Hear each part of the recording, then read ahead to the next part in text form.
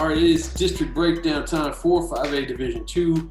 We got my guy, Professor Diggs. It's a high school sports insider. This is an interesting district. It's got Heritage and Grapevine renewing their natural rivalry, which they're going to play the game anyway, but this time at least it's in the district, and it means a little bit more. Plus a ton of Fort Worth ISD teams. What do you think is going to shake out in this district? Yeah, I could muse about this district a while. I'm excited about this district because I love districts where you have clearly defined tiers, because not only can you kind of analyze what's going to happen between the tiers, but within the tier, because every now and then you're going to get a team breakout. And, like we've talked about, I know one of your best stories a couple of years ago was Fourth North Side, and how, make ending that playoff drought. And although I don't think you're going to see any great stories like this in this district, you never know. And that's the great thing about it, is when you have these teams kind of broken up into tiers, you can kind of look at it, okay, well, obviously our top tier is going to be Colleyville, Heritage, and Grapevine. I think they'll be battling for 1 and 2. Then I think you got that second tier. And I got 3 teams. And there's going to be a team that's real mad that they're left out of the playoffs, because I think all 3 of these teams can make a claim that they're playoff teams. And that's Fort Worth Southwest, Arlington Heights, and then Fort Worth Wyatt. And then you have that third tier that I think will be battling each other very competitively, and if with a young class could jump up into that second tier, and that's Fort Worth Poly, Northside, and Trimble Tech. So I'm excited about this district, because not only am I going to be looking at who's going to make the playoffs, but how are those tiers working out, and who's going to arrive from the tiers and get up and maybe even vault to that next tier. But when you look at this district, I think when we get our first video package up, you got to look at Colleyville Heritage. They got that quarterback, Weston Smith, coming back. And if I could quote the great philosopher, Big Cass, he's 6'5", and you can't teach that. And Colleyville Heritage is going to have some really good returning players. Riley Wormley is getting a lot of look in the early look in the recruiting. Oklahoma, SMU are kind of early lookers at this guy. They just got so many good players. Tristan Rodriguez, the really good guard, coming back. Nathaniel Core, the wide receiver, coming back. Colleyville Heritage is pretty much loaded for bear, and I think they're going to be the #1 team. For me, Grapevine's had an issue over the last couple of years because of the districts they've been in. They've struggled against teams that are right around their quality. They haven't had, they beat the teams they're supposed to beat. They lose to the teams they're supposed to lose, but they haven't quite beat the teams that are right there in their kind of quality grade.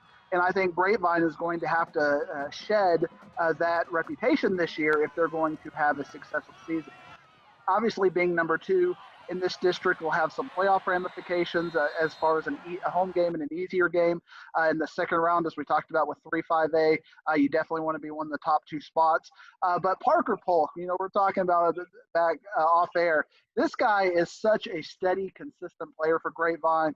It seems like he's been there. I think they put him in as a 7th grader. He was playing good. They got their quarterback coming back, Colt Mercer. Well, in the next 2 tiers, we have athletes I'd like to talk about in each of the tiers. But for your next tier, you had Southwest, Arlington Heights, and Wyatt. And you talk about all 3, but starting with Wyatt, the reason I like them is because you have to make it into the playoffs in a Fort Worth type ISD team, you have to have an athlete that does things. And that Cade Barrett was something else as a freshman, and he's got so many years left. His coach talked him up last year when we talked, and he hadn't even stepped on the field, and he's just got nothing but experience. Talk about how he might help lead the Shaps.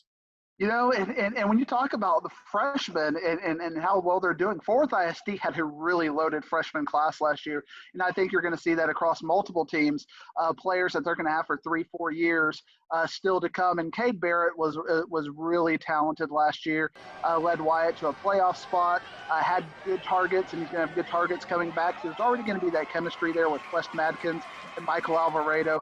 I think Wyatt, I have them just looking outside, and I think they're going to be the team that's mad at this pick. But Fort Worth Arlington Heights has been a traditional powerhouse over the last 20 years in Fort Worth ISD football. They've been right up there, and with the last districting kind of being the odd team out, kind of like Fort Worth Pascal has been, they haven't had a chance to really thrive where they've been districted. And I think now they have a chance to thrive.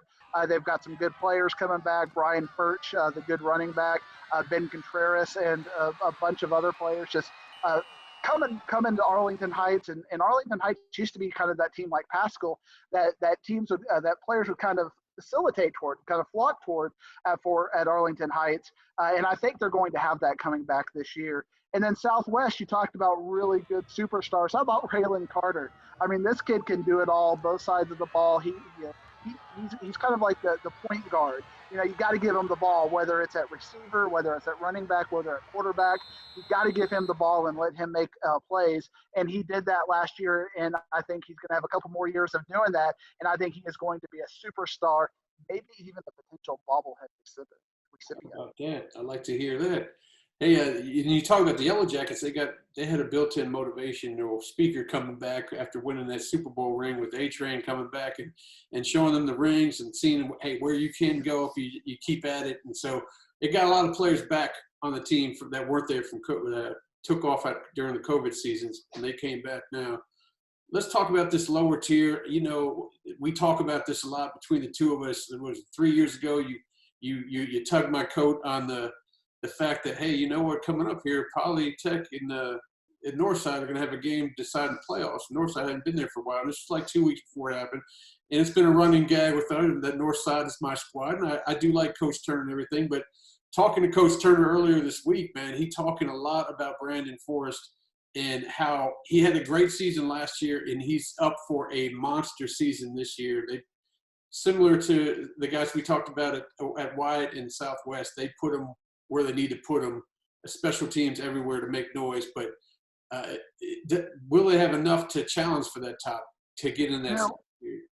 When you look at who made all district last year with Northside, they had a lot of seniors. And to me, when you have a senior heavy class, and that was kind of the class that got Northside back on the radar, you have two options after that. You can kind of rebuild the program, retool, and now you got people coming into the program and playing hard and deciding, hey, football is our sport at this school, or it kind of levels off and you just have a special class. And right now I'm trending to where it's going to level off. They have a special class come through, but that's motivation. That's the kind of thing where they're going to put this little video clip on just replay it as I'm talking about them not getting back into the playoffs and being in that third tier, because they have been in that second tier the last couple of years, and they're probably going to feel a little disrespected. And I have nothing but respect and love for that program.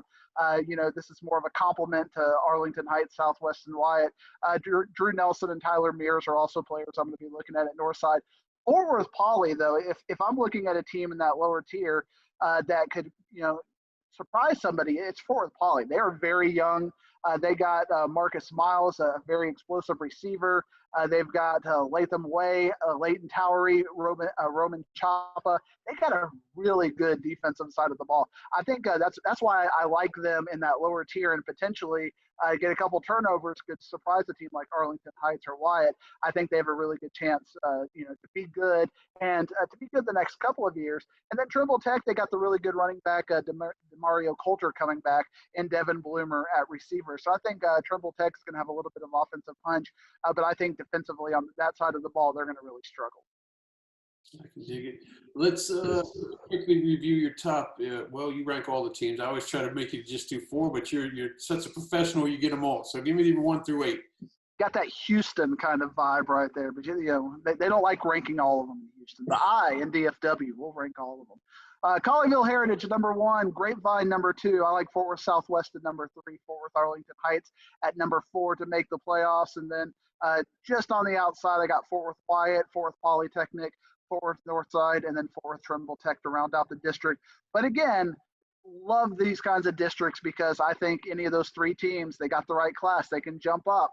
And I think you got 3 to 5 so bunched. If I'm wrong about your tier, you could easily get a playoff spot in this district.